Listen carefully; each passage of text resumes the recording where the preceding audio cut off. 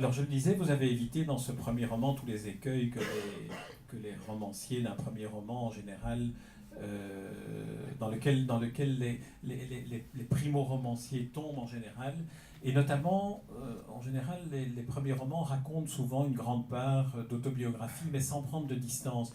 Ici, à mon avis, il y a une part d'autobiographie, mais avec une très grande distance et un très grand humour qui permet de captiver le lecteur. Et par exemple, le personnage est quelqu'un, on a évoqué dans un extrait qu'il avait une activité artistique qui n'aboutissait à rien.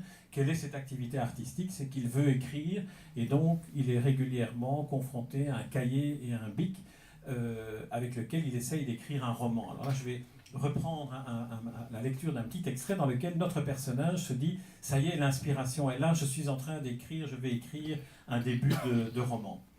Oui, oui, je reposais mon bic sur la table à côté du cahier et allumais une cigarette pour contempler plus tranquillement mon travail. Il venait d'écrire quelques pages.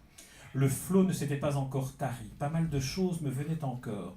L'homme oisif, qui est un des personnages auxquels il pensait, entreprenait des travaux de rangement, me venaient des débuts de description de leur rapport sexuel, des amorces de changement dans le comportement de l'homme oisif qui avait rencontré une femme active, une lente dégradation des rapports peut-être à mesure que l'homme oisif se mettait à s'activer.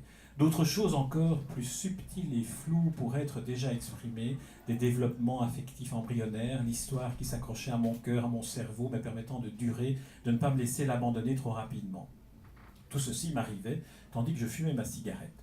Ces quelques pages écrites étaient bel et bien le début de quelque chose. Je me disais que je pourrais m'y remettre encore, écrire un peu, parler de la voiture, de la femme occupée ou du matelas de l'homme oisif, les y installer, mais je n'en fis rien. Je continuais à fumer tranquillement. Si cette histoire devait devenir plus que quelques pages dans un cahier, il allait falloir lui donner le temps de se développer, de s'étoffer. Il allait falloir trouver des noms, des adresses, des hobbies, des métiers, des études, des passés, des joies, des tristesses, créer des vies. Je pris un cahier vierge, j'y écrivis, entre guillemets, homme oisif d'un côté, et de l'autre, en retournant le cahier, entre guillemets, femme occupée. Les deux personnages donc du roman qu'il prépare. Je me sentais transporté d'énergie. Déjà des choses me venaient. C'était le manque d'activité professionnelle de l'homme oisif qui lui permettait d'être ensemble. Il n'était pas du tout d'extraction équivalente, il n'avait aucune qualification, n'avait travaillé qu'à l'usine ou peut-être même dans une exploitation agricole ou une boucherie. Ce n'était pas encore très clair. Je mis un point d'interrogation. La femme occupée ne pourrait sans doute pas être avec l'homme oisif s'il développait une activité professionnelle à la hauteur de ses qualifications, s'il se mettait à travailler en grande surface ou dans une station-service. C'était son oisiveté qui le rendait fascinant. Je notais tout cela pêle-mêle. Il était déjà presque 3 heures. Je rangeai mon cahier, allai à la toilette, pris une douche. Est-ce que ce n'est pas un fameux atelier d'écriture, là, qu'on a? Oui, si on veut, c'est un petit mode d'emploi, quoi. Comment faire pour lire son livre. Mais c'est vrai, c'est tout à fait ça. La première chose, c'est on l'encre, et puis après, on reste ouvert, patient, et on ne se stresse pas trop. Il faut laisser le temps aux choses de venir, et puis on note, on rajoute, de temps en temps on élague. Et c'est comme ça, c'est tout simple.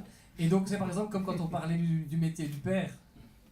C'est simplement, on part d'une idée, ok, il faudrait qu'il ne soit pas trop puni, donc qu'est-ce qu'il pourrait faire? Et donc voilà, on commande, il pourrait faire contrôleur de train, et puis peut-être un petit pressentiment. Et donc comme ça, c'est les choses, c'est quelque chose qui fleurit comme ça, c'est une arborescence. Et donc là, c'est exactement ça qu'il fait. Seulement là, il est au tout début, et puis de nouveau, il n'est pas très volontaire. Il se dit, on fera ça demain. On va fumer une cigarette Voilà. et prendre une douche. Voilà.